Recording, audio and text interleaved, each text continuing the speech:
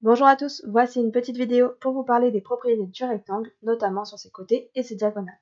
Voici les deux propriétés à connaître. Propriété 1. Si un quadrilatère est un rectangle, alors ses diagonales sont de la même longueur et se coupent en leur milieu. Propriété 2. Si un quadrilatère est un rectangle, alors ses côtés opposés sont de même longueur et parallèles. Faisons un exemple. Que peut-on dire de AC et de BD dans cette figure? Tout d'abord, je remarque que la figure est un quadrilatère qui a ses 4 angles droits. C'est ce qu'on appelle un rectangle. Donc je vais dire, je sais que ABCD est un rectangle. Je continue avec ma propriété qui doit commencer par cette information. Donc j'utilise si un quadrilatère est un rectangle. Et ensuite, j'aimerais dire des choses sur AC et BD.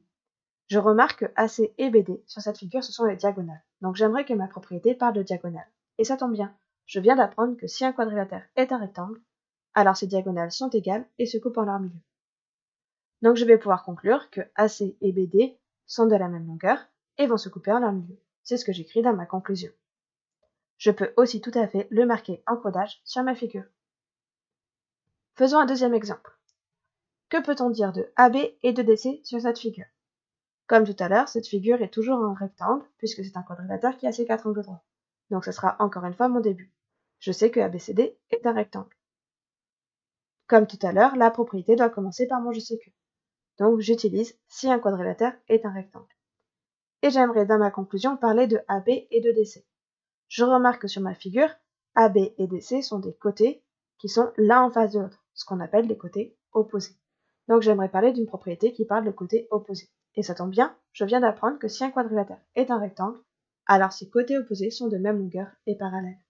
Je peux donc conclure que AB va être de la même longueur que DC, et qu'en plus AB et DC sont parallèles. C'est ce que j'écris.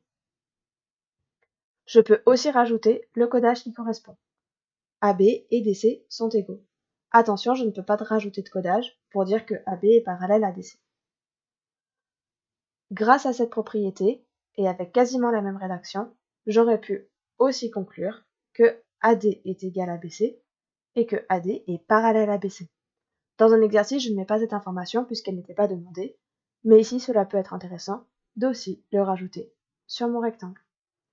J'espère que tu as tout compris, n'hésite pas à revoir la vidéo si besoin, et à bientôt en classe.